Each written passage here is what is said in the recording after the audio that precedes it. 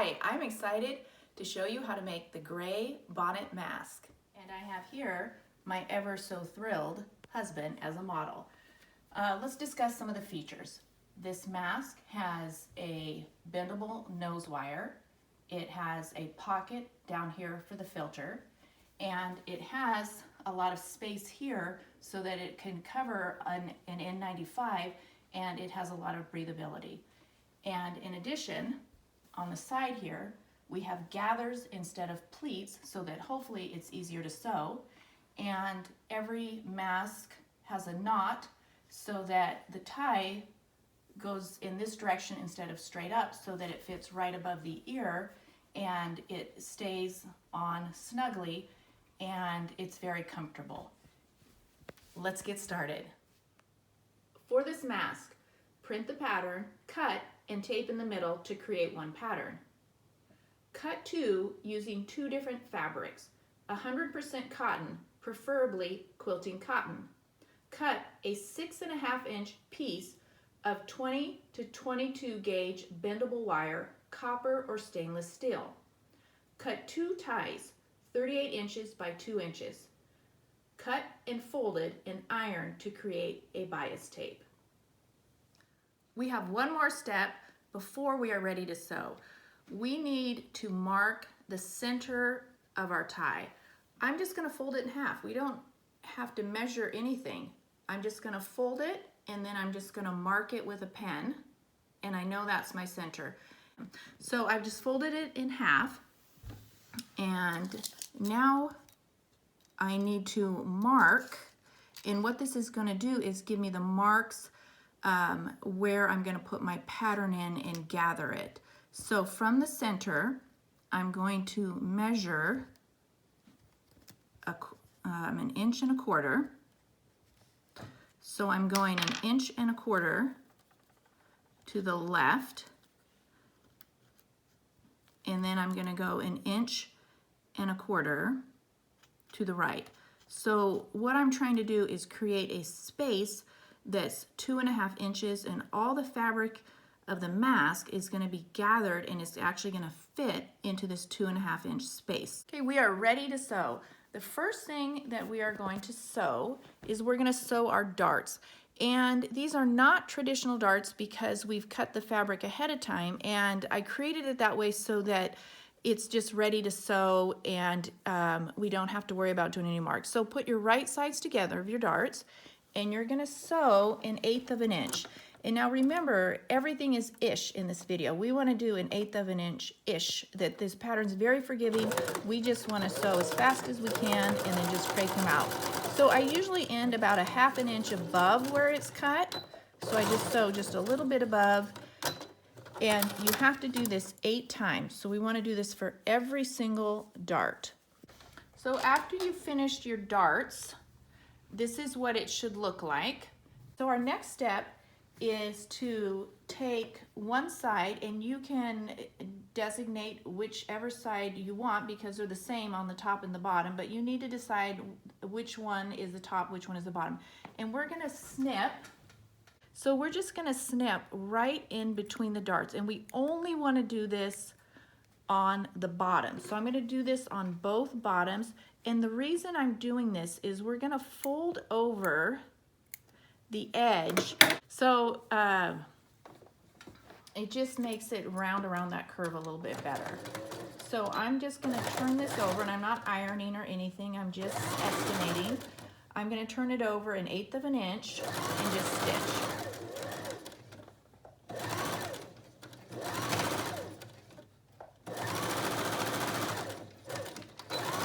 And I'm going to do this for both. And what this is doing, and again, here's where I've snipped it. And the reason I don't want to snip the top side is I'm going to put the wire here, and the wire would go right through where you snipped it. So that's why we only want to snip on the bottom. So I'm going to do this for both. And again, I just want to go as quickly as I can. I'm not trying to be too picky. And what this is going to do is this is going to be the bottom of our mask, and when we put it together, it's going to create an opening where we have a space to put the filter. So that was the whole purpose of that. Now we're going to go ahead and go on to the next step. Okay, now what we're going to do is I'm going to line up the tops. So the bottom has this nice finished edge here, and now I'm going to line up the top, and I'm going to sew a half an inch. And we do want to be a little bit more careful here to be a little bit more precise, because this is where we're going to do the wire. So again, this was a 1/4 inch here, but I'm going to do a half an inch here so that I have space to put in the wire.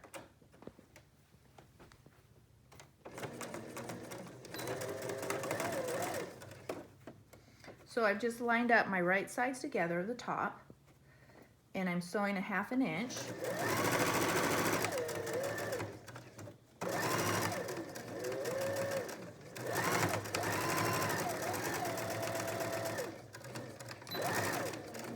Now I do have an alternative method that I'm going to show a picture of in just a second, but I like this better than zigzagging the wire in, because I just think it's faster and you're not going to break any needles. It's just kind of a surefire thing.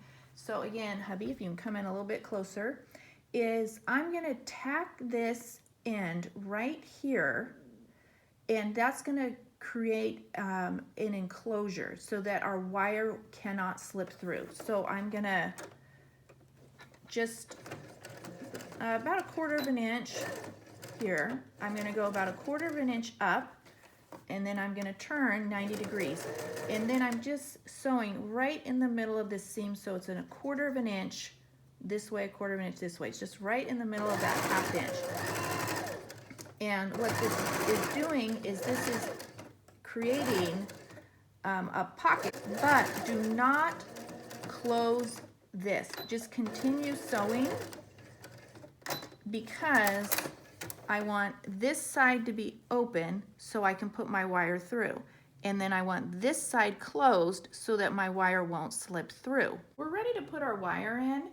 And I just wanted to talk about the alternative method. Instead of doing this stitching here, we could have laid the wire down and just center it, and you could have zigzag stitched right over the top, and that would allow that wire to stay firmly in place.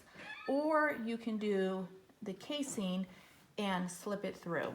So you can do the zigzag way, or do where you just stitch a 1/4 inch above.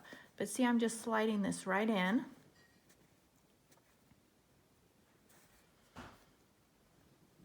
I'm not going to stitch this right here because I'm going to stitch that spot in just a second. You'll see. I'm going to flip it over.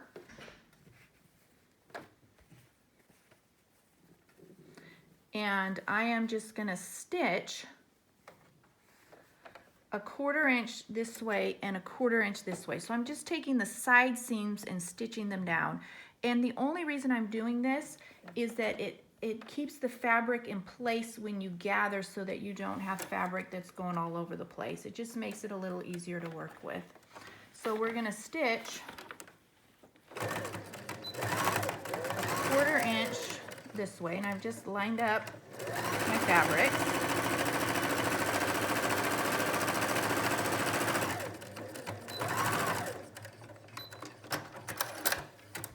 And then I'm going to turn around and do this for the other side.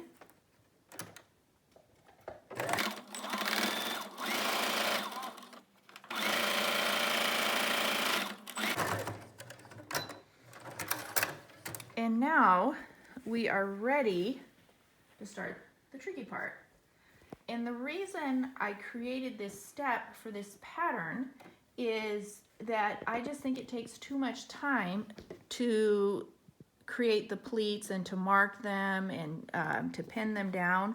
So this is just kind of a hack that gives you that same effect without having to do all that work. So again, sweet hubby, if you can zoom in a little bit closer, is I've taken the top mark and I've lined up the edge of the fabric with the center.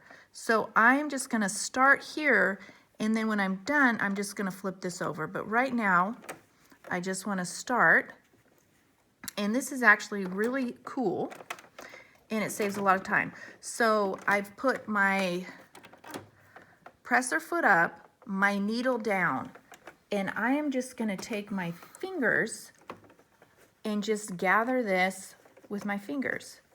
And this is something that you're gonna get the hang of the more you do it. So I'm just gathering it with my fingers and then just stitch in place. And then just keep gathering it as you go. And you want to have it fit to this second mark here. So when you gather it with your fingers, it should all fit in that 2.5 inch space that we marked earlier. Look what we have. I've sewn it so that it's in the center, and then in a minute I'm just gonna fold it over this way, and looks great. A lot easier than doing the pleats. Okay, now, and honestly, I am trying not to laugh as I'm doing this because my poor husband, his stomach is growling the entire time we're doing this video. Starving. He's starving. Anyway, I am just gonna now go to the end of the tie and fold it, and I'm not even gonna stitch it in place. I'm just gonna fold it. I don't even need to take the time. And I'm gonna put it in here so that I'm actually stitching the fold down, because then what's gonna happen is I will end up just stitching that gathering in place. So here we go.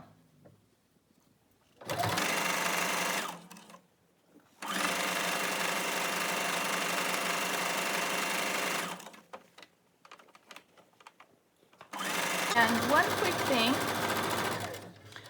is because again, this is kind of a learning curve when you do this. If you have too much fabric bunched up here, you can always trim that so that it fits into your bias tape or your tie a little bit easier.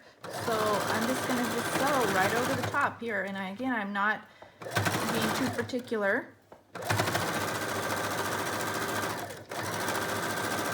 And then just sew all the way down.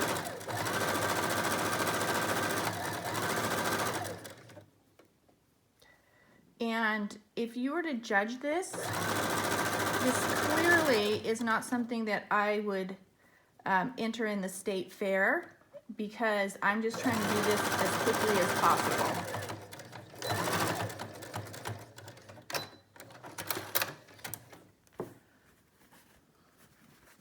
Look, we're almost there. And on the back side, looks pretty good, good enough. And then we're gonna do the other side. I've gone ahead and I've done the other side, and the reason that we used ties, or we used the bias tape instead of elastic, is right now, those of you who are making masks, you know there's a huge shortage. And we have one last thing, and then we are done, is take the top of your mask. So again, we've created this pocket for this filter. And then here, it's nice and bendable, so we can create that seal close to the nose. But we're gonna do one last thing, and I'm trying to go quickly because my husband's stomach is just killing me. I cannot stop laughing. Anyway, all I've done is I've created a knot at the top, and this is actually really cool because what it does is it forces the tie to go in the other direction. And then what happens is that this then fits nicely right above the ear. If you don't put the knot, it goes straight up, and for a lot of people it's hard to tie it on the top of your head. But I've been doing it this way, and my husband's been doing it this way, and it just creates it again to just fit right behind the ear. So all I did was I just created a knot right here. Nothing fancy. And now what that did is it now is going in the opposite direction. Here we go. We're done. Awesome.